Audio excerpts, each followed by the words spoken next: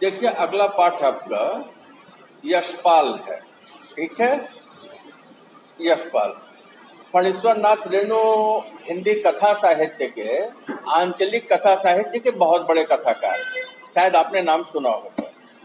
महिला अंचल, परती परिकथा, इस तरीके के उन्होंने उपन्यास लिखे और सारे के सारे उपन्यासों का उनका जो कथानक है बिहार का पूर्णिया जिला है। तो वो केवल एक जिले की कथा नहीं है, बल्कि ये कह लीजिए कमोवेश कम और ज्यादा पूरे हिंदुस्तान के जितने भी जिले हैं या ग्रामांचल है, वहाँ की जो स्थिति है वो उसमें आ जाती है।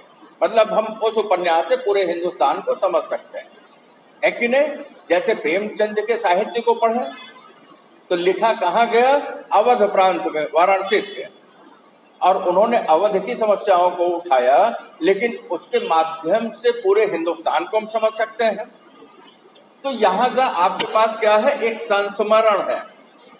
संस्मरण क्या, किसी को हम याद करते हैं, जिनके साथ हम रहते हैं, तो उनके जीवन की अगर कोई महत्वपूर्ण घटना होती है तो उस महत्वपूर्ण घटना को क्या करते हैं, साहित्य की इस विधा में संस्मरण में हम याद करते हैं। ठीक है, जो उनके साथ बिताए रहते हैं। तो यहाँ जो है उसी की चर्चा चल रही है। एक संस्मरण है, तो उसमें क्या होता है कि यशपाल हिंदी कथा साहित्य के ये भी एक बड़े कथाकार है। और देखिए, आज देश आजाद है तो इस तरीके के आंदोलन की बहुत जरूरत नहीं है, तब भी कुछ संगठन है जो कि उन कार्यों में लिप्त रहते हैं। और जो हमारा स्वतंत्रता संघर्ष हुआ था, स्वतंत्रता संघर्ष के दौरान जितने भी स्वतंत्रता संग्राम सेनानी थे, अधिकांश क्या थे, वो या तो वकील थे या प्रोफेसर थे या किसी न किसी पत्रिका समाचार पत्र के संपादक थे। ठीक है, और नहीं तो फिर वो क्या थे, कलमकार थे, लिखने वाले थे। क्योंकि इस बात को आप जान लीजिएगा कि बम और बारूद से जितना काम हो सकता है, तो बम और बारूद को चलाने के लिए तैयार करने का काम कौन करता है, वो काम करता है कलमकार, है कि नहीं।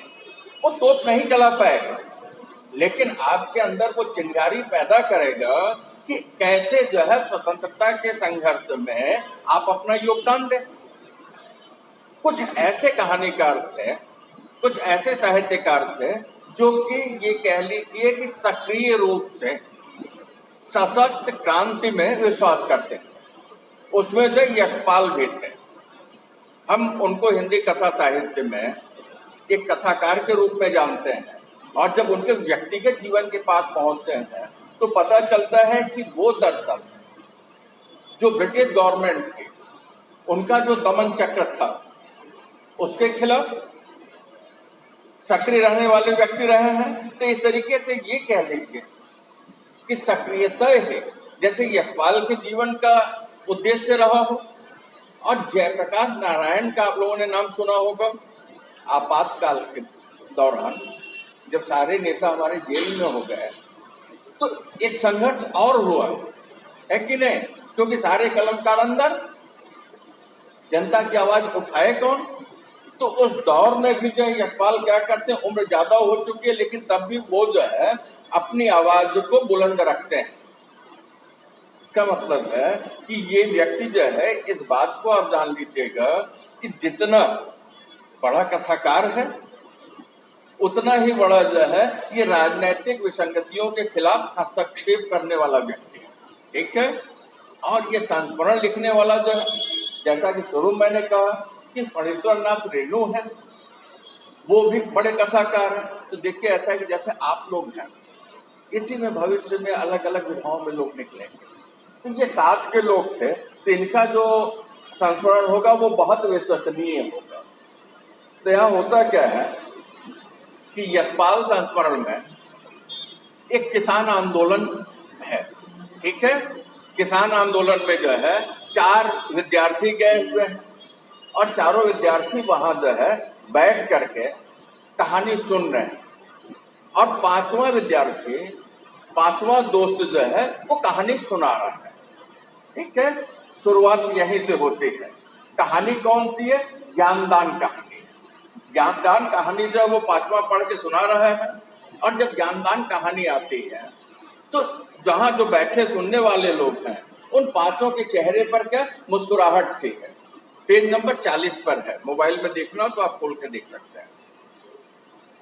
तो ज्ञानदानी कहानी सुनते हुए तो कहते मेरे मुंह से किसके? फणीश्वर नाथ रेणु के मुंह से कहते कि निकला बहुत सुंदर। ठीक है, तो दूसरे ने कहा कि कौन कहता है कि यशपाल यथार्थवादी है? This morbid curiosity about sex, Yashpal neurotic लेखक है। तो चूंकि जैसा कि अभी मैं बता रहा था कि यशपाल क्या है? क्रांतिकारी। यशपाल क्या है? राजनीतिक विसंगतियों के खिलाफ आवाज उठाने वाले हैं। यशपाल क्या है? यशपाल कामरेड है। लेकिन ज्ञानदान कहानी ऐसी है कि उस कहानी को सुनने के बाद तुरंत जो है उसमें से एक बोल देता है कि ऐसा है कि यशपाल को अगर कोई कहता हो कि नहीं वो यथार्थवादी है तो ऐसा नहीं है। वो उसके लिए कहता है कि वो तो न्यूरोटिक लेखक है, क्योंकि यहाँ जो उस तरीके की बातें इस कहानी में है।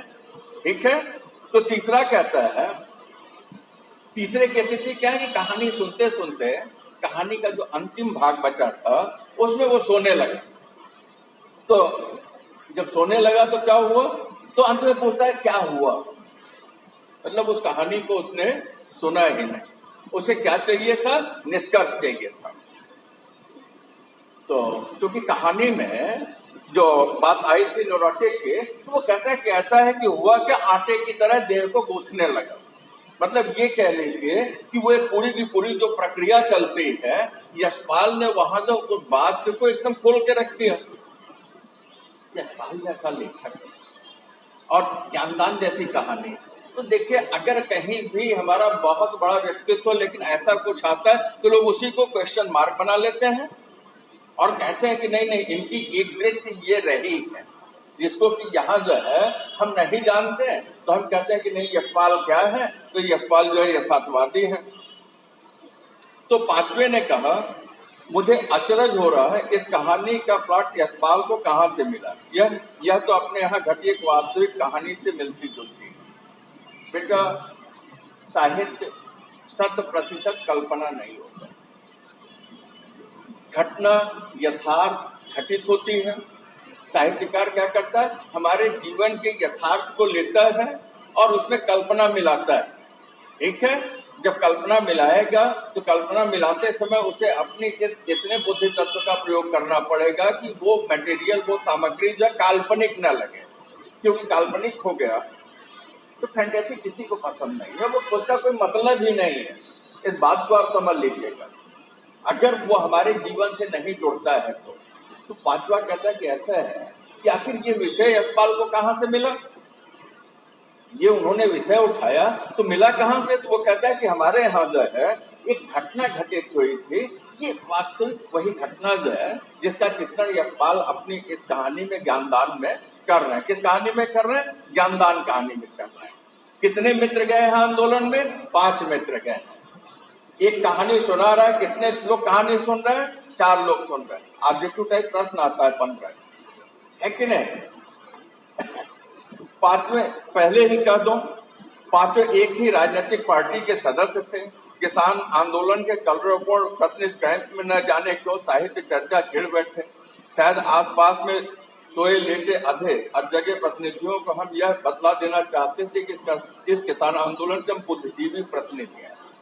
तो कहते हैं कि यहाँ जितने लोग आए थे वो सारे के सारे पांचों क्या है? तो कहते हैं एक राजनीतिक पार्टी वामपंथी, ठीक है, एक राजनीतिक विचारधारा को मानने वाले लोग थे। तो लेखक कहता है कि ऐसा कि पहले मैं इस बात को बता दूं कि उसके क्या थे? सदस्य थे। विचारधारा को मानना और किसी राजनीतिक दल का सदस्य होना विशेष हो जाता है ना, तो कहते हैं कि उसके वो सदस्य थे और वो पांचों इस कैंप में आए हुए थे। किसका कैंप है? किसान आंदोलन का।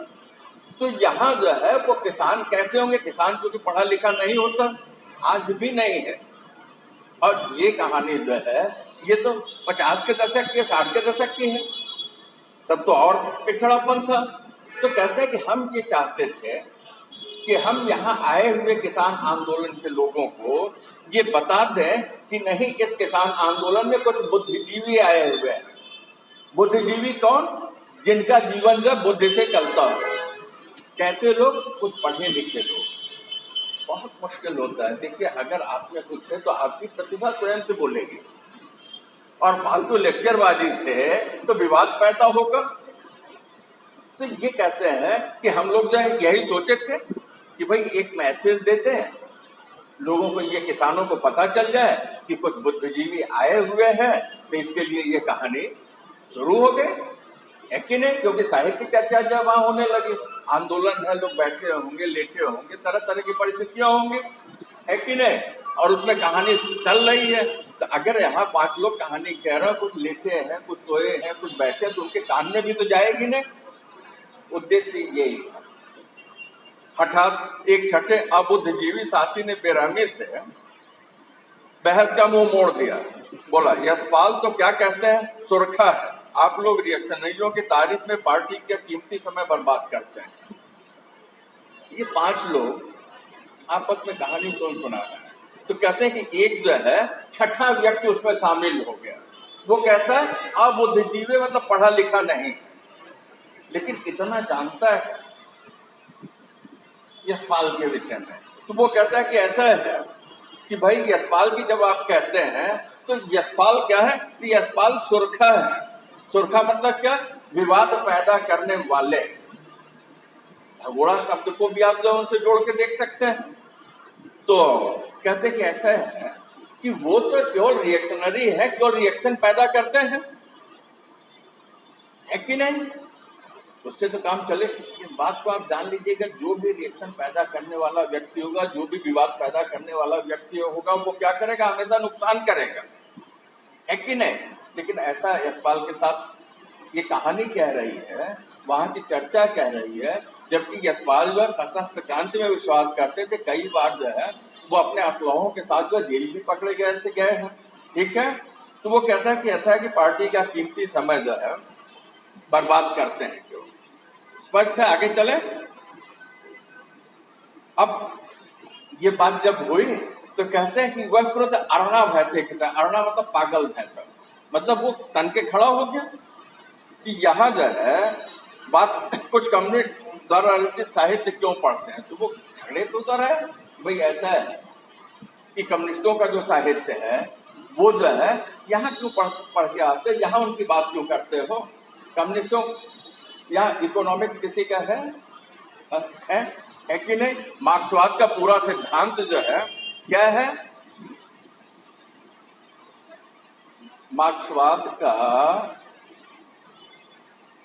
हम बोलिए, कार्ल मार्क्स का नाम सुना है? नहीं सुना है? अच्छा, बहुत अच्छी बात है। कार्ल मार्क्स जो बहुत बड़ा चिंतक था, उसने दास कैपिटल लिखा है, इकोनॉमिक्स का अर्थशास्त्र का बहुत ही महत्वपूर्ण ग्रंथ है। ऐसा कहते हैं कि जब वो भूखों मर रहा था, उस समय वो पूरी दुनिया की भूख की चिंता कर रहा था। ऐसी किताब लिखा है, बहुत ही अच्छी किताब है, ठीक है? तो वो ये कहता है कि जितनी भी संपत्ति है सब में क्या कर दो, बराबर बांट दो, ठीक है? उसके लिए वो कहता है कि जिनके पास ज्यादा संपत्ति है, अगर वो बराबर बांटने नहीं देते हैं तो सशस्त्र क्रांति करो, लूट लो। क्या मार्क्स कहता है? वो कहता है कि दुनिया के मजदूरों एक को, तुम्हारे पास खोने के लिए कुछ नहीं है और पाने के लिए सारा संसार पड़ा है। बात अच्छी बहुत लगती है, लेकिन अगर उसको जब व्यवहारिक धरातल पे ले आएंगे तो पूरी अव्यवस्था उथल पुथल देश में मच जाएगा कि नहीं? आज देखिए, ऐसे विचारधारा से लोग होते हैं, उथल पुथल मचता है कि नहीं? बांग्लादेश अभी उसी का शिकार हो रहा है। तुरंत आपके सामने जो बड़ा उदाहरण है कि नहीं, कि राष्ट्राध्यक्ष को जो है 15 मिनट में देश छोड़ के भागना पड़ रहा है। ये रिएक्शन होता है। सेनाध्यक्ष जो सुरक्षा देने से क्या कर रहा है, वो असमर्थता व्यक्त कर दे रहा। आ जाइए पाठ पर। कहते हैं कि पढ़ते हैं तो पढ़ा करें, खुलकर चर्चा और तारीफ क्यों करते हैं? तो आदमी गुस्से में बोला कि ऐसा है, क्यों पढ़ते हो? और फिर अगर तुम पढ़ते हो तो ठीक है, पढ़ो, कि तुम्हारी व्यक्तिगत रुचि है, लेकिन सार्वजनिक रूप से उसमें चर्चा मत करो, क्योंकि सार्वजनिक रूप से चर्चा करोगे तो अभी तो तुम 5 प्रभावित हो, उसका असर और लोगों पे आएगा। तो इसका मतलब तुम यहाँ किसके लिए आए हो? अपनी विचारधारा के प्रचार के लिए आए, यही ना? कि अपनी विचारधारा के प्रचार के लिए तुम आए हो। उनके इस आचरण से पार्टी का बहुत बड़ा अहित हो रहा है। वह इस बार यह सवाल पेश करेगा कि इसके ऊपर हाईकमान के साथियों की रूलिंग चाहिए आ गया। सवाल पेश करने वाला साथी बहुत उत्तेजित स्वर में बोल रहा था। उसको इस तरह बोलने का हक हासिल था। वो हमारे प्रांत के कई किसान आंदोलनों का सफल संचालक था। तो वो आदमी जो छठा शामिल हुआ था और जो बहस कर रहा था, तो कहते हैं कि वो बहुत उत्तेजित, बहुत ही गुस्से में। लेकिन रेणु कहते हैं कि ऐसा गुस्सा जो वो प्रदर्शित कर रहा है, तो इसका उसके पास अधिकार है। क्या अधिकार है? कि किसान, ऐसे किसान आंदोलन का वो जो कई किसान आंदोलनों का संचालक रह चुका है, प्रतिनिधित्व कर चुका है। तो अगर ऐसे राजनीतिक लोग आकर के किसान आंदोलन में घुसेंगे तो क्या होगा? आंदोलन विफल होगा। हमारा आंदोलन देखिए, किसान आंदोलन दिल्ली का 2-2, 3-3 बार क्यों विफल हुआ? क्योंकि राजनीतिक घुस गए, उनका मुद्दा खत्म हो गया और मुद्दे दूसरे शुरू हो गए, है कि नहीं? भाई जिस बात के लिए किसान गए हैं वो अपनी बात कहे तो सरकार उनकी बात सुनेगी। तो कहते हैं कि इस तरीके से उनकी तस्वीर उनके चुनौती भरे बयानों के साथ पार्टी की पत्रिका में कई बार छप चुकी है। मतलब वो महत्वपूर्ण व्यक्ति है जो इनको जो डांट रहा है, जो इनसे बहस कर रहा है। पार्टी के प्रत्येक सम्मेलन में उठ मेहनत कर अब होश में आ, हाथ में झंडा लाल उठा। जीत की पहली घड़ी वही कहा करता था। तो उसके अहम सवाल पर आसपास सोए अब जगह साथियों के कान खड़े हो गए। ठीक है, तो कहते हैं कि वो व्यक्ति जो है, क्या होता है कि इस तरीके के जो आंदोलन होते हैं तो उसमें प्रयाण गीत होते हैं कुछ इस तरीके की। तो कहते हैं कि वो जो इतना महत्वपूर्ण था कि जब भी पार्टी का कोई सम्मेलन होता था तो उसका आंदोलन का जो गीत होता था वही गाता था। तो जब वो बोल रहा था तो उसकी बात सुन करके आसपास जो लोग आधे सोए थे या सो रहे थे, सारे लोग क्या हो गए? कनमना के जग गए कि भाई ऐसा क्या है कि हमारे नेता जो है इतनी ऊंची आवाज में क्यों बोल रहे हैं? ऐसा क्या हो गया? मुश्किल पैदा होने जा रही है। कम्युनिस्टों की किताब पढ़ता है, कौन है तारीफ भी करता है। तुरंत आवाज है दूसरे लोगों ने, भाई कौन है ऐसा है जो कि कम्युनिस्टों की किताब पढ़ता है? और कम्युनिस्टों की किताब पढ़ता है, उनके किताब पढ़ना, उनके विचारधारा का प्रचार प्रसार करना जो है वो कैसा घातक है। देखिए, कम्युनिज्म बंगाल में, पूरा बंगाल खत्म हो गया। कम्युनिज्म केरला में, पूरा केरला खत्म हो गया। और आज की तारीख में पिछले 10 सालों में आप देख लीजिए तो कम्युनिस्टों का पता नहीं चल रहा है भारत के मानचित्र पर, है कि नहीं? एक प्रदेश बर्बाद हो गया, बंगाल, पश्चिम बंगाल हमारा, है कि नहीं? केरल बर्बाद हो गया। और पता चल रहा है कि जिस विचारधारा को लेकर चल रहे, इसका मतलब है वो विचारधारा जो है या कार्ल मार्क्स की जो विचारधारा है वो भारत भूमि के लिए नहीं है। अरे यार, उसका कथन मैंने कहा दुनिया के मजदूरों ये को। और भारत किसका देश है? गांवों का देश है, किसानों का देश है। वो मजदूर की बात कर रहे हैं, इसका मतलब कि वो शहर की बात कर रहा है कि नहीं? तो शहर की बात कर रहा है तो शहर का सिद्धांत गांव के किसान पे लागू होगा नहीं। मजदूर है, संगठित क्षेत्र है, किसान है, असंगठित क्षेत्र है। दोनों में मूलभूत अंतर है। ठीक है, तथा आप कुछ नहीं जानते। वह प्रच्छन्न हो भी कम्युनिस्ट तो क्या हुआ? आपने दिव्या पढ़ी है? तो वो कहता है कि भाई ऐसा है कि वो प्रच्छन्न मतलब छुपा हुआ है, छद्मवेशी है। आप उसको आंदोलनकारी समझते हो लेकिन वो तो सुर्खय है। कहता है कि आपने यशपाल का जो उपन्यास है दिव्या पढ़ी है? बहुत विचित्र, मैंने पढ़ी है, बहुत विचित्र उपन्यास है। पहले साल जहाँ पढ़ा रहा था इसको, तो इसमें आया तो उपन्यास को खरीद करके मैंने पढ़ी, मेरे यहाँ पढ़ा हुआ है, पढ़ने में बहुत अच्छा लगता है। लेकिन पूरा पढ़ने के बाद आपको निष्कर्ष निकलेगा ये तो हमारी पूरी की पूरी संस्कृति को खराब कर देगा। तो कभी कभी अच्छे लोगों के हाथ से ऐसी चीजें भी निकल जाती है जिसको मसाला कह सकते हो, है कि नहीं? क्या धरा है दिव्या में? भगवती चरण वर्मा की चित्रलेखा प्रकाशित होने के बाद हिंदी के लेखकों के मन में राजनीतिक ही नाच रही है बस। तो वो कहता है कि दिव्या में क्या धरा है? क्या वो उपन्यास उतना अच्छा नहीं है? बल्कि अगर आपको जब पढ़ना है तो भगवती चरण वर्मा का चित्रलेखा उपन्यास पढ़िए। एक बड़ी समस्या है गणिका राज नर्तकी को लेकर के, वेश्या समस्या को लेकर के वो उपन्यास लिखा गया है। ठीक है, पहले तो हर शहरों में एक नखास हुआ करता था और उन लोगों की बस्तियां हुआ करते थे, और ये कह लीजिए कि उन बस्तियों में जो सबसे सुंदर होते थे, जिसको कोठा कहते थे, घराना कहते थे, वो बहुत ही जो क्या हुआ करता था, उनका पूरे शहर पे लगभग जो शासन चलता था, क्योंकि वहाँ राजे रजवाड़े या नवाब आया करते थे, और नवाब जो कहते थे वो पूरे शहर में चलता था। तो वो कहते दिव्या छोड़ो, अगर तुम्हें पढ़ना है क्लासिकल उपन्यास तो तुम किसको पढ़ो, तुम चित्रलेखा पढ़ो। ये सारे अच्छे उपन्यास हैं, जब भी अवसर मिले लाइब्रेरी से लेकर के पढ़ सकते हैं, या कहीं भी यात्रा में जा रहे हैं 60-70 रुपए का मिलेगा, खरीदिए, पूरा पढ़िए। जैसे ये दिव्या है, चित्रलेखा है, महिला आंचल है, परिकथा है, गोदान है, ये सारे उपन्यास पढ़ने के।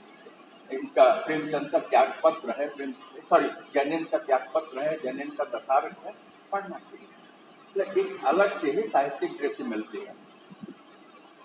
अरे हाँ दादा, कामरेड को बारे यशपाल ना की बोला है जे शरद बाबू को पाथिर दाबी को जवाब है ये तबो बाछावा निश्चय कम। तो कहते कि ऐसा है कि यशपाल ने दिव्या में जो कहा है वो क्या है, कहते हैं शरद बाबू शरद चंद्र बांग्ला के बहुत बड़े उपन्यासकार हैं। तो कहते हैं कि ऐसा है कि इन्होंने पाथिर दाबी का जवाब देने के लिए दिव्या लिखा। हो सकता है, जहां जो हो सकता है कि ये लिखने के पीछे रेणु का ये उद्देश्य रहा हो कि नहीं, दिव्या की या ऐसा साहित्य जो लिखा गया है यशपाल के द्वारा, तो वो भी किसी न किसी दूसरे साहित्यकार के उपन्यास के लिए अगर जवाब में लिखा गया, इसका मतलब है कि वहां पूरे यशपाल नहीं है। एक बात। दूसरी बात ये कि हम कम्युनिस्ट यशपाल को जानते हैं, हम क्रांतिकारी यशपाल को जानते हैं, हम देशभक्त यशपाल को जानते हैं, तो इसके साथ ही हम इस यशपाल को भी जाने, क्योंकि हमारा जो व्यक्तित्व है किसी एक गुण से नहीं बनता, बहुत सारी चीजें होती हैं मिला करके तब एक व्यक्ति का व्यक्तित्व बनता है कि नहीं। मतलब अलग अलग बहुत से व्यक्ति एक में समाये होते हैं, यही ना। अब उसमें जो विशेष होगा वो चरित्र उभर के आ जाएगा, लेकिन इसका मतलब कि अन्य चरित्र तब नहीं जाएगा, वो वहां मौजूद रहेगा। वो क्या, वो कमियां भी हो सकती है कि नहीं, या वो खासियत भी हो सकती है। तो कभी कभी जो किसी की कमियां प्रसिद्ध हो जाती हैं, कभी किसी की खासियत प्रसिद्ध हो जाती है। यशपाल को लोग जो कामरेड के रूप में जानते हैं, क्रांतिकारी के रूप में जानते हैं। आसपास के तंबुओं में तुरंत यह अफवाह उड़कर फैल गई कि सम्मेलन में गड़बड़ी मचाने के लिए बनारस से कुछ कम्युनिस्ट आए, पंपलेट्स के बंडल पकड़े गए। बेटा काम क्या हो रहा था, केवल ज्ञानदान कहानी सुनाई जा रही, 4 विद्यार्थी कहानी सुन रहे थे, विवाद बढ़ा। अफवाह कैसे फैलती है कि नहीं, विवाद बढ़ा तो किसी ने देखा नहीं। पंपलेट जो है आपको सोशल मीडिया आपके पास है, इलेक्ट्रॉनिक मीडिया है। उस समय प्रिंट मीडिया था, लेकिन प्रिंट मीडिया की खबर आने में तो 24 घंटे लग जाएगी। जब अखबार छपेगा तब आएगा दूसरे दिन सुबह। लेकिन यहाँ से जो पंपलेट का काम क्या था कि तुरंत कहीं तक खबर पहुंचा देना। भगत सिंह ने क्या किया था, ब्रिटिश पार्लियामेंट में पंपलेट ही फेंके थे। क्यों फेंके थे, इसके लिए कि वहां के सांसद को, वहां के जो मेंबर्स हैं उनको हिंदुस्तान के बदतर स्थिति का पता चले। फिर आप देखिए क्या भुगतना पड़ा, क्योंकि आवाज थी, वो पंपलेट नहीं होता, वो आवाज होती है। हिंदुस्तान की आवाज दर्ज कराने में देखिए भगत सिंह को फांसी हो गई। ठीक है, आगे चले तो कहता है कि पूरे के पूरे तंबू में हर जगह जो है ये अफवाह हो गई कि आंदोलन में कुछ कम्युनिस्ट आए हैं और उनके साथ में पंपलेट पकड़े गए हैं। इसका मतलब कि यहाँ वो अव्यवस्था फैलाना चाह रहे हैं। अब ये जैसे ही अफवाह उठी कि तुरंत जो किसानों का जो समूह था, उनका जो कमांडर था, जो कड़ियल मजबूत नौजवान थे, ऐसे लोगों ने तो पूरे के पूरे तंबू को घेर लिया। क्या मतलब, पकड़े जाएंगे तो कुटाई पिटाई जबरदस्त होगी। ठीक है, अब कहते हैं कि हम लोग ये समझ गए हैं कि यहाँ यशपाल के साहित्य पर बात करना, बहस करना बुद्धिमानी नहीं है कि नहीं, क्योंकि यहाँ दुर्गति हो सकती है। तो कहते तीसरा साथी जो कहानी में सो रहा था वो बड़ा प्रत्युत्पन्न मत निकला। तुरंत जो है उसकी छठी इंद्री ने जैसे काम किया, क्या किया, तुरंत बढ़ के जो पार्टी का नेता का नाम लेकर के जिंदाबाद करने लगा। तो जैसे ही जिंदाबाद का नारा लगा कि सारे लोग ये समझ गए कि नहीं ये तो किसान आंदोलन का है, मामला बचने के नजदीक पहुंच गया। ठीक है, फिर लोगों में हंसी आ गई।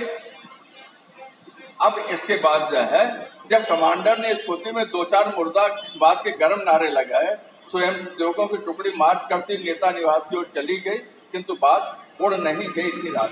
कहते हुआ क्या, जिंदाबाद का नारा लगा दिया, सारे लोगों ने लगाए, तो फिर जो कम्युनिस्टों के मुर्दाबाद का नारा जो कमांडर था उसने लगाया, तो कहते बात वहीं खत्म नहीं हो गई, बात वहां मौजूद थी। बहुत अच्छी लाइन है, परीक्षा के लिए पूछ सकते हैं। सुबह नेता निवास में बात फिर खुली रात की। ज्ञानदान यशपाल क्रांतिकारी कथाकार सोशलिस्ट कम्युनिस्ट आर्टिस्ट फेलो द्रविड़ प्रगतिशील क्रांतिकारी कथाकार वात्सायन रायवादी मानवतावादी मानवेंद्र राव बीमार दादा कामरेड कम्युनिस्ट। ठीक है, तो कहते हैं कि प्रस्तुत अवतरण फणीश्वर नाथ रेणु द्वारा लिखित यशपाल संस्मरण से लिया गया। ठीक है, तो कहते हैं कि सुबह जो है किसान आंदोलन का जो नेता था वहां जो है उनके निवास पर रात वाली बात खुली कि कैसे जो यशपाल की ज्ञानदान कहानी के साथ ही यशपाल के जो विभिन्न व्यक्तित्व हैं, व्यक्ति यशपाल, क्रांतिकारी यशपाल, कथाकारी यशपाल, कम्युनिस्ट यशपाल, सोशलिस्ट यशपाल, इस तरीके से जो प्रगतिशील यशपाल, तो कहते कि उस पर जो है पूरी की पूरी चर्चा जो है उसके निवास स्थान पर होने लगी। विशेष इन पंक्तियों में रेणु जी ने यशपाल के जो विभिन्न चरित्र हैं उनको ले आकर के हमारे सामने रखा और उससे हमें अवगत कराना चाहते हैं कि यशपाल को समझना होगा तो किसी उनकी एक कहानी, किसी उनके एक उपन्यास या किसी उनके एक विचार से नहीं समझा जा सकता, बल्कि यशपाल को पूरा समझने के लिए हमें उनके इतनी चीजों को समझना पड़ेगा। ठीक है, समझ में आया? समझ में आया? एक बड़े किसान नेता के संग संग दौड़ने वाले साथी ने घुमा फिरा कर प्रगतिवादी आंदोलन जननाट्य संघ के बारे में खुफिया पुलिस की भाषा और लाइब्रेरी में गिरह करना शुरू किया। हम पांचों एक साथ ही गिर गए। अब ये लोग आ गए थे। ठीक है, तो अब उसने जैसे पुलिस जो है बहस करती है, चर्चा करती है, एक एक करके सवाल करती है, इनसे सवाल किए जाने लगे, क्योंकि भाई ये तो किसान आंदोलन में बाहरी व्यक्ति घुस गए हैं, है कि नहीं? तो कहते हैं उससे जो हम लोगों को थोड़ी चिढ़ हुई तो वो लोग सीधे कैंप में ले गए। तो हाँ, नेताजी क्या कर रहे थे? नेताजी सेविंग कर रहे थे और यशपाल की किताब जो निकाल करके इन लोगों ने उनके सामने रखते हुए रख दिया। और रखने के बाद क्या कि इस किताब का गेटअप सिर्फ लाल है, हंसिया हथौड़ा का छाप कहीं नहीं, जबकि पार्टी की हर छोटी मोटी पुस्तक और पर्ची पर हंसिया हथौड़ा अनिवार्य रूप से अंकित रहता है। इन लोगों ने अपना तर्क रखा कि देखिए हमारे पास जो किताब है, कम्युनिस्टों की जो किताब होती है उनका जो प्रतीक चिन्ह है हंसिया और हथौड़ा। ठीक है, हंसिया किसके काम आता है? काटने के काम आता है। हथौड़ा किसके काम आता है? कूटने के काम आता है कि नहीं? वो क्या है? मजदूर और किसान। ठीक है, वहां जब सशस्त्र क्रांति पे विश्वास करने वाले वो दोनों यंत्र भी हैं। तो कहते हैं कि वो जो लाल रंग का हुआ करता है उसको उसका चिन्ह होता है, चाहे छोटा मोटा पंपलेट हो, पुस्तक हो, कुछ भी हो। लेकिन यहाँ देख लीजिए कि कम्युनिस्टों की किताब पे वो अनिवार्य है, इस किताब पर वो नहीं है। इसका मतलब कि जो हमारे पास किताब मिली है वो किताब कैसी है? ये कम्युनिस्टों की है, कम्युनिस्टों की नहीं है। और यहाँ केवल कम्युनिस्ट होने का हमारे ऊपर लेबल लगा दिया जा रहा है, जबकि हम तो क्या कर रहे थे? हम टाइम पास कर रहे थे। लेखक ने ऊपर एक बात कही कि हम बुद्धिजीवी अपने को सिद्ध करना चाह रहे हैं। ठीक है, नेता ने इनकी बात सुनते हुए बीच में शांत किया, मुस्कुराया और इसके बाद वो बात को समझ कर वो कहता है कि मूर्खों पर इतना कान नहीं देना चाहिए। अजीब स्थिति। किसान आंदोलन का नेता जिन लोगों ने विवाद पैदा किए, तो इनसे वो कहता है कि नहीं नहीं, उनकी बातों पर कितना चांदना। तो इसके बाद वो बातें होने लगी कि वो कहाँ से आए, तो इन्होंने बताया कि हम बनारस से आए। फिर बहुत अच्छी पंक्तियां, मैं जानता हूँ यशपाल कम्युनिस्ट नहीं, मुश्किल तो यह है कि अपने को एक संस्था मानता है। आचार्य जी या अलगू राय क्या करें, भाई लोगों ने उसकी दुलत्ती खाकर भी उसका अस्तबल में रखने का फैसला कर लिया। ठीक है, प्रस्तुत पंक्तियां वही संदर्भ रहेगा, क्या रहेगा बोलिए, इसका संदर्भ बताना हो क्या रहेगा।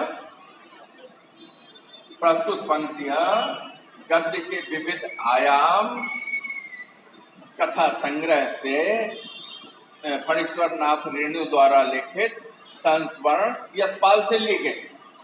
ठीक है, स्पष्टीकरण, इन पंक्तियों में किसान आंदोलन का नेता उन पांचों विद्यार्थियों से कहता है कि ऐसा है कि यशपाल कम्युनिस्ट नहीं है, इस बात को मैं अच्छी तरह जानता हूं, व्यक्तिगत रूप से मैं यशपाल को जानता हूं, लेकिन अब सवाल यह है कि यशपाल जो है अपने को स्वयं एक संस्था मानते हैं, यशपाल अपने को स्वयं एक विचारधारा मानते हैं, और यशपाल के जो साथी हैं ये अलगू राय और आचार्य जी, ये दोनों लोग क्या हैं, ये दोनों लोग जो है करें भी तो क्या करें, उनके साथी हैं। तो कहते हैं कि ये लोग क्या करें, तो ये लोग भी विवश है। तो चूंकि वो अपने को संस्था मानता है, जबकि यशपाल का जो कृतित्व है उसे अगर देखा जाए तो उस आधार पर उसे कम्युनिस्ट नहीं कहा जा सकता कि यशपाल जो कम्युनिस्ट नहीं है। लेकिन अब इन लोगों की जो मुश्किल ये है कि यशपाल की दुलत्ती कौन मारता है, घोड़ा मारेगा पीछे से दोनों लात उठा के, या गधा मारेगा, यही ना।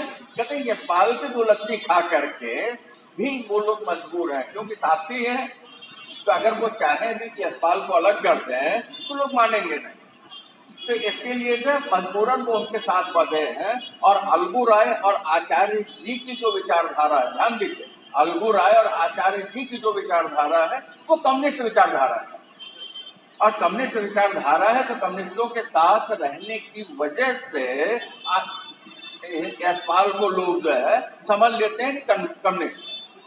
स्पष्ट है, स्पष्ट हुआ, यशपाल कम्युनिस्ट नहीं है, इस बात को वो नेता भी जानता है। उपसंहार में रात की बात का उन्होंने भेद खोला तो हम सभी चटाकर हंस पड़े, क्योंकि मध्यम आवाज ने कहा, वह ज्ञानदान कहानी जो है न वही है रात की सारी गड़बड़ी की जड़ में। कहानी सुनकर उसने समझा कि बात यह है कि अभी तक 80% आर्य समाजी ही है। ज्ञानदान कहानी की कथा सार तो उसके एक पुत्र के संबंध में पहले हुई कहानी की बातें मिलती जुलती, 80% यही कारण से इतना तिलमिला रहा था। तो वो कहता है कि यहाँ जो आए हुए लोग हैं किसान आंदोलन के 80% अधिकांश कौन से लोग हैं, आर्य समाज को मानने वाले हैं। बेटा आर्य समाज का संस्थापक कौन है, आर्य समाज का नाम सुना है, बोलिए कौन है संस्थापक, कौन बताएगा, बोलो, नहीं आता तुम बताओ, किस कॉलेज में पढ़ती हो बेटा, इसका पूरा नाम क्या है, महर्षि दयानंद कॉलेज। महर्षि दयानंद ने आर्य समाज की स्थापना की थी, उसी महर्षि दयानंद के नाम पर जो है आपके कॉलेज का नाम है, और महर्षि दयानंद कॉलेज के आप विद्यार्थी हैं, और आर्य समाज की स्थापना किसने की आप नहीं जानते हैं, है कि नहीं। तो वो कहते हैं कि अधिकांश आर्य समाजी हैं, तो अधिकांश आर्य समाजी हैं, इसके लिए वो आपकी कहानी से चौंके, क्योंकि वो जाता किसके ऊपर है, तो कहते हैं कि वो जा करके सीधे सीधे जो है वो चोट अगर किस पे कर रहा है तो किस पे कर रहा है, आर्य समाज के गुरु के ऊपर कर रहा है। तो कोई अपने गुरु की शिकायत बर्दाश्त करेगा, कारण कहाँ छुपा था, कारण यहाँ छुपा था। नेता इस बात को समझता है। अब इसके बाद जो है कार्य समिति के जो पंपलेट प्रकाशित होते हैं, साहित्य प्रकाशित होता है, बहुत देर तक जो है चर्चा होती रही इनके नेता से और इन लोगों के बीच में, और फिर उस शाम को न जाने कैसे यशपाल की चर्चा छिड़ गई। मेरा विश्वास आज भी दृढ़ है कि चर्चा लखनऊ से आए उस पत्रकार साथी ने अपना मन खलास करने के लिए शुरू की थी। उसने यशपाल के क्रांतिकारी जीवन के 3-4 पोहड़ चुटकुले सुनाए। तो कहते कि यशपाल की जो चर्चा शुरू हुई थी, कहते जैसे टाइम पास के लिए मजाक नहीं करते, तो लखनऊ से एक आया था। वो चर्चा शुरू होने का कारण यही था कि यशपाल के संदर्भ में कुछ गंदे चुटकुले सुनाए, है कि नहीं। जैसे मजाक उड़ाने के लिए आप देख लीजिए, तो यादव जाते हैं, पंजाबी है, या ऐसे लोगों को फटाक से हम इन चीजों से जोड़ देते हैं, है कि नहीं। तो यशपाल के लिए उसने चुटकुले सुनाए। अब यहीं से जो है बात आगे बढ़ गए। आगे चलती है बात, तो रेणु लिखते हैं कि उस रात हम 5 मित्रों में से एक ने सपने में देखा यशपाल अपनी पार्टी में आ गए। पार्टी के पुरानी क्रांतिकारी नेता के साथ एक्शन के स्कीम बना रहे हैं। तो क्या देख रहे हैं, कह रहे हैं कि एक साथी ने ये सपना देखा। सपने में क्या होता है, जो दिन में घटित हुई घटनाएं हुई रहती हैं वही हमारे चेतन मस्तिष्क में विराजमान होता है और वही सपने के रूप में आ जाता है। यही ना हमारी जो दमित इच्छा है, हमारी दमित इच्छा है वो क्या होती है, अगर जो मनोविज्ञान के विषय से समझिए तो वही स्वप्न के रूप में आ जाती है। कहते हमारे एक साथी ने सपने में ऐसा देखा। इन सारी बातों के बावजूद यशपाल मेरे मन में जहां बैठा था वहीं प्रतिष्ठित रहा। स्वप्न दृष्टा साथी का सपना सच निकले या झूठ, यशपाल अपनी जगह पर रहा। तो रेणु कहते हैं कि ऐसा है कि मेरे साथी ने जो सपना देखा वो क्रांति के लिए आए हुए। कहते नहीं, मेरे मन में यशपाल की जो छवि पहले से थी वो वैसे ही है, उसमें कोई परिवर्तन नहीं हुआ। यशपाल को दुनिया कुछ भी कहे, लेकिन मेरा मन जो है वो सुनने को तैयार नहीं, मानने को तैयार नहीं, क्योंकि यशपाल जो हल्के व्यक्ति नहीं तो उन पर चुटकुले नहीं बनाए जा सकते, उनको जो है कम्युनिज्म से नहीं जोड़ा जा सकता। कौन कह रहा है ये बात, कोई और कहता तो ये लगता है कि नहीं वो बहका रहा है, लेकिन अपने समय का बड़ा कथाकार कह रहा है कि नहीं, जो कि उनके साथ रह चुका है। क्योंकि संस्मरण में साथ बिताए हुए समय होते हैं एक बात, और किसी व्यक्ति के महत्वपूर्ण जीवन के महत्वपूर्ण घटना को लेकर के संस्मरण लिखा जाता है, उसके माध्यम से हम पूरे परिवेश को जान लेते हैं, पूरे परिवेश को समझ लेते हैं। कहते हैं कि जब हमारे यहाँ भगत सिंह को फांसी हुई थी भारत में, तो उस समय जो हमारे इलाके में एक गीत बहुत मशहूर हुआ था, वो भारत माता तू कितना बलिदान चाहती है, भगत सिंह, सुखदेव, राजगुरु आदि की मुंडमाल पहन कर भी तुम्हारा कलेजा ठंडा नहीं हुआ, लेकिन कितना बलिदान तू चाहती है, अभी भी यशपाल आदि बाकी है। क्या बात निकल के आई। कहते हैं कि लोक में लोगों के द्वारा जो गीत गाया जाता है हमारे यहाँ आजादी के संदर्भ में, जब भगत सिंह को फांसी दिया गया तो लोग कहते हैं कि तुमने भगत सिंह को, सदगुरु, राजगुरु को, सुखदेव को, बिस्मिल को, आजाद को, एक एक करके सारे के सारे शहीद हुए। तो कहते हैं कि ऐसा नहीं कि वो शहादत खत्म हो गई, अभी यशपाल जिंदा है और उसके साथी जिंदा है। इसका मतलब यशपाल क्या था, राष्ट्रभक्त। यही ना, राष्ट्रभक्त है, क्योंकि लोक में जो लोगों की जबान पे प्रचलित है तो कुछ ऐसा किया होगा विशेष, तभी तो सारे लोग गीत में गा रहे हैं। ठीक है, आगे चले। तो वो कहते हैं कि ये गीत मुझे बहुत प्रिय लगता है। तो लेखक कहता है हिंदी का यह कथाकार यशपाल वही यशपाल है, यही मेरे लिए बहुत है। वह किसी अन्य भाषा में भी लिख सकता था, सोशलिस्ट, कम्युनिस्ट, कांग्रेसी कुछ भी हो, सांप्रदायिक दंगे तो नहीं करवा रहा अपनी लौ लेखनी से, विप्लव के बदले में किसी धर्म का बिगुल भी निकाल सकता था। कहते हैं कि मेरे लिए जो यशपाल है वो कथाकार यशपाल है, और कथाकार यशपाल होना ही लेखक कहता है कि हमारे लिए बहुत महत्वपूर्ण है। यशपाल क्या कर सकते थे, किसी और भाषा में लिख सकते थे, बांग्ला उनको बहुत अच्छा आता है कि नहीं। कहते हैं ऐसी स्थिति में यशपाल सोशलिस्ट हो, यशपाल कम्युनिस्ट हो, यशपाल जो है कांग्रेसी हो, लेकिन यशपाल किसी भी स्थिति में सांप्रदायिक दंगे नहीं करवा सकता, है कि नहीं, क्योंकि यशपाल क्या राष्ट्र प्रेमी है। ऐसी स्थिति में यशपाल जो है कभी भी विप्लव कराने के लिए, अव्यवस्था फैलाने के लिए जो है धर्म का भी बिगुल नहीं बजा सकते, क्योंकि बेटा धर्म बहुत अच्छी बात है, लेकिन धर्म जहर है किसी राष्ट्र के लिए। आज आप देख लीजिए पूरा विश्व, पूरा देश जो है किसमें बढ़ता चला जा रहा है, धर्म में बढ़ता चला जा रहा है। बांग्लादेश में जो हो रहा है देख लीजिए, जब वहां धर्म का ही वो चल रहा है कि नहीं? तो धर्मो रक्षति रक्षिता, धर्म हमारी रक्षा करता है तो हम रक्षित होते हैं। लेकिन आज स्थिति क्या, धर्म जो है कभी भी टकराना नहीं सिखाता। ये कहता है कि वो विप्लव करने के लिए धर्म का तो बिल्कुल बजा ही नहीं सकता। यशपाल क्या, वो कहता है राष्ट्रवादी है। सम्मेलन के बाद 12-13 वर्षों तक उस राजनीतिक पार्टी का सदस्य रहा, अनेक अखिल भारतीय प्रांतीय सम्मेलनों में शरीक हुआ।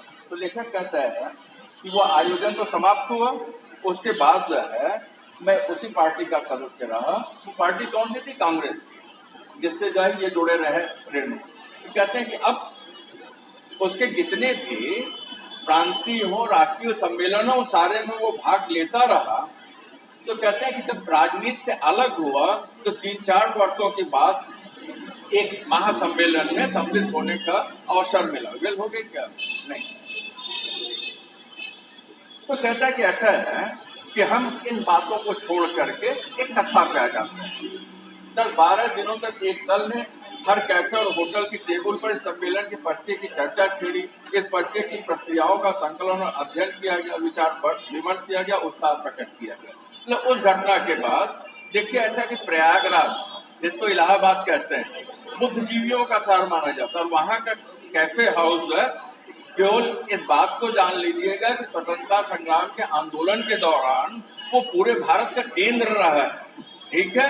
और आज भी इंटेलेक्चुअल वहां का जो वहां के कैफे हाउस हैं पूरे देश में 1-2 जगह बचे हैं। कनॉट प्लेस दिल्ली है और इलाहाबाद सिविल लाइन पे 3-4 हैं। इनका आज भी जमावड़ा होता है, ठीक है। कहते कि वहां जो इसी बात की चर्चा जो है चलती रही। इसके बाद जो होता है कि एशियाई खेल सम्मेलन होता है और वहां भाग लेने के लिए प्रतिनिधियों की जो लिस्ट बनाई गई, तो उसमें 2 लिस्ट जो है कहाँ से भेज, 2 लोगों के नाम जो लिस्ट में कहाँ से भेजे गए थे? प्रयागराज से।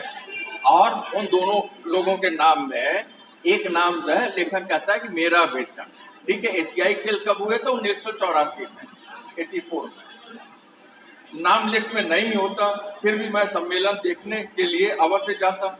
सबसे बड़ी खुशी की बात यह कि सम्मेलन दोनों दलों की राजी खुशी जो हो रहा है, आता सम्मेलन हो रहा है, जिंदाबाद।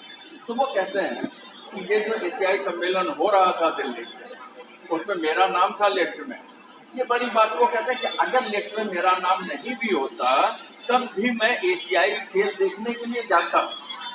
लेकिन वो जो है दोनों दलों की राजी खुशी, मतलब सारे सर्वसहमति से ये निर्णय लिया गया था, ये सबसे अच्छा था, सर्वोत्तम था। तो लेखक कहता है कि पहली बार मैं दिल्ली जा रहा हूँ, पहली बार मैं दिल्ली का दर्शन करूंगा।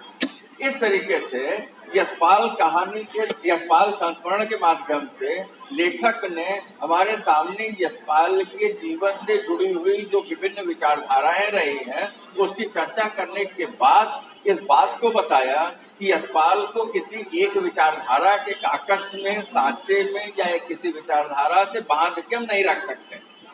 यशपाल क्या है?